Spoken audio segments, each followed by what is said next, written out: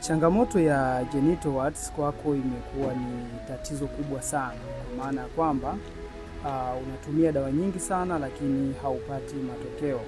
Kila dawa ambayo unakuwa unatumia kwako inakuwa ni afadhali ya jana, lakini pia tatizo linazidi kukua. Sasa ukweli ni kwamba hata dawa ambazo unatumia inaonekana pia sio dawa sahihi, na ndio maana hata tatizo hilo linakuwa haliishi, na mwisho wa siku unajikuta mlipuko wa changamoto unazidi kuwa mkubwa. Sasa hapa leo nilikuwa naandaa package yangu.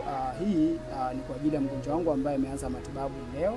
Sawa, na package hii inaelekea Manyara. Sawa, mgonjwa wangu alikuwa na shida na tatizo la genital warts na leo ameanza matibabu, na hapa tayari nimeshamwandalia. Hii ni dozi ambayo ni ya miezi miwili kwa sababu ya tatizo lake limeshakuwa kubwa, lilishavuka miaka kadhaa. Sasa ili kumlinda na tatizo la kupata saratani, maana yake kabidi aweze kutumia dozi za miezi miwili.